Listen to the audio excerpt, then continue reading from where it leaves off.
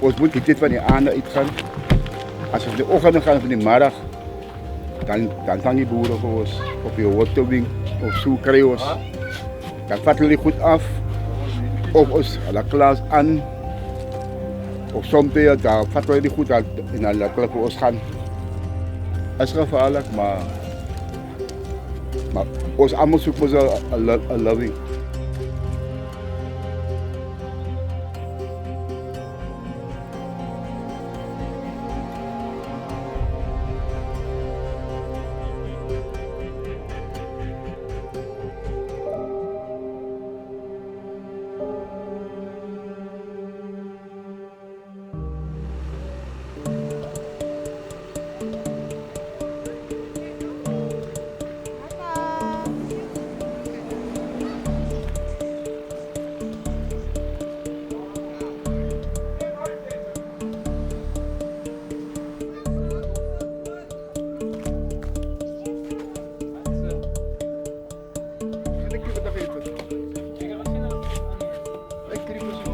De more blood the fish gives off, the more crayfish you get.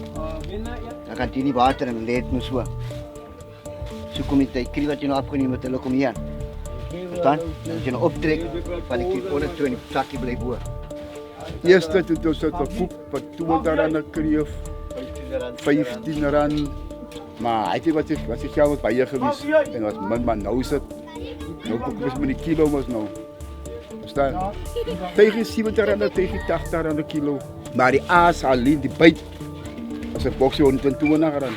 Your life is at risk at the back there, it's not a joke. If you're not going to take note to the weather conditions, you're not going to take note to the sea conditions, you're not going to respect it, she's going to take you. She's going to kill you. We've lost a lot of friends already. And we're not just a joke, my hands are not enough to count them. Baie mense dink dit is groot geld. Ons maak maar apper en uit. Dit maak nie net as ons eind kan bykom. As jy nog ryk raak, outomaties moet nag nie bly jy moet werk te kak.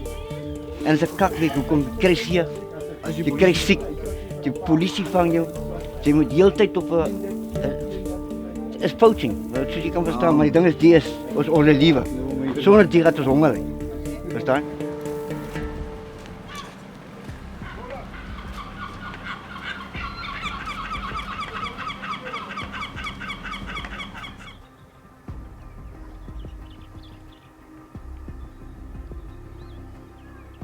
Mysterie groot companies wat benefit uit die dinge uit die see uit. Ja, en maar ons maar net sit met 'n kreefkwota en so en dis ons lewe. A lot of communities feel because they've been marginalised, that forced them to go and poach.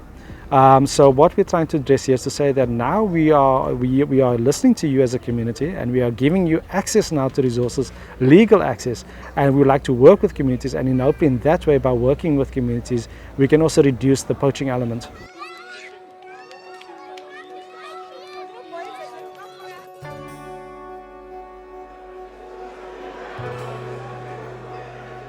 So every member that is registered, that is found to be a successful small-scale fisher, that's identified and moved into a cooperative, will get access to resources for their own security. There will be a subset of that cooperative that will have access to commercial resources, so to use resources for commercial purposes.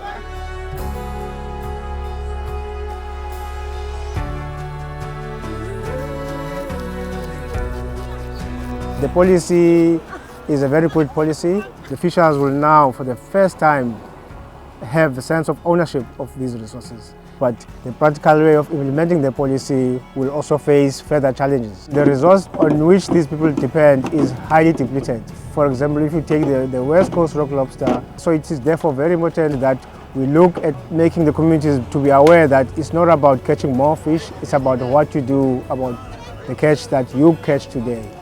And they will know now if the resource goes down, their lives go down with that resource. They actually explained us how the sustainability works, how you should operate on the sea.